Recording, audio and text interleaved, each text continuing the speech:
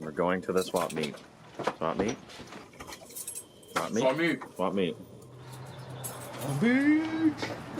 Your dog's off the books. Shotgun. Gotta love Nicolas Cage. Oh, yes.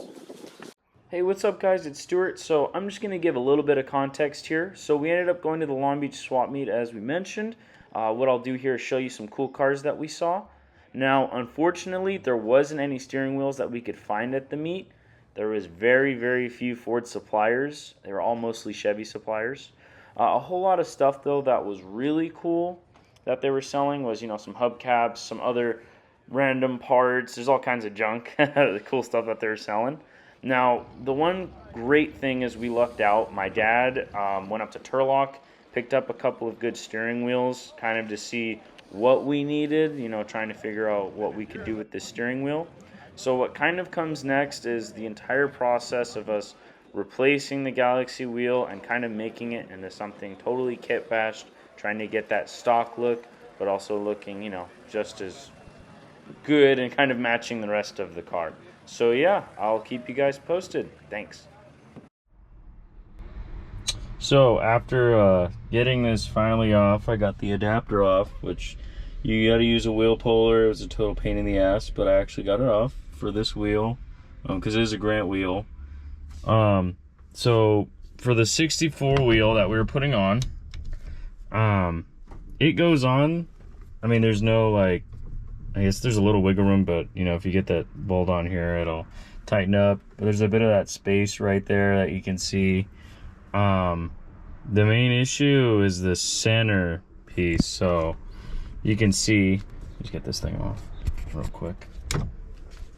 So the center piece, which is the coolest thing ever, the horn, it just kind of snaps in like so.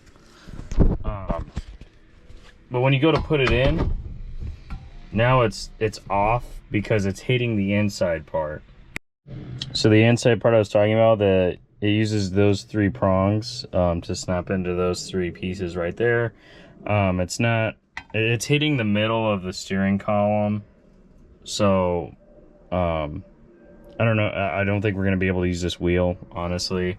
Either we're gonna have to go back to that one or just keep looking for a cool original wheel from another vehicle, just because this one, in my honest opinion, looks like a grandma wheel. So we're gonna figure out what we can do right now. Alrighty, so got the wheel on. Horn should work. Got the spring, came with the springs on there. So I'm gonna put the negative on the battery. Okay. We have power. So while we did have power, the people who worked on this car last decided it was nice and smart to unplug the horn. I guess it was going off when they worked on it. And so Cole here does a great job, plugs it in, and guess what? We had a horn. Anyway, just a small tidbit. Thanks, Cole. Appreciate it. Moving on. Alright, Cole. Talk to me. What's going on?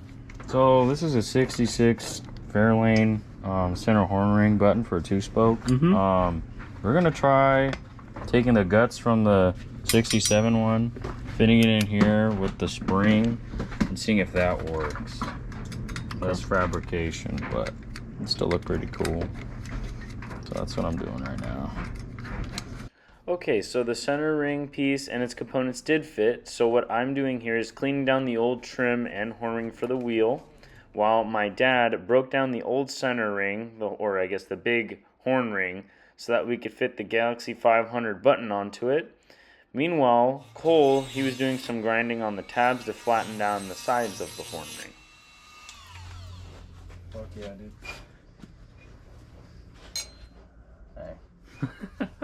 Okay, so a little update. I masked off the steering wheel, and now what I'm doing is I'm putting together some, what is this, epoxy? Yeah. Basically, I'm putting this stuff together so that way it's a filler for all of these freaking cracks. Underneath the tape, there's still cracks. I'm just starting off with the biggest ones, but we have to do the bottom as well. Yeah, that's pretty much what's going on, what I'm up to today. Trying to get that, filled in, and then we sand everything down And yeah, that's what I've been doing. Okay, so after a few minutes, yeah, this is kind of what we're looking at.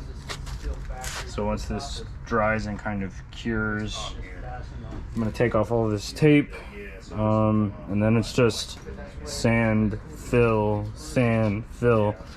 So yeah, exciting stuff.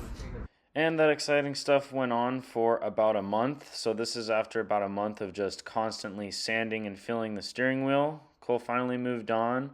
He primered the entire wheel after everything was taped off.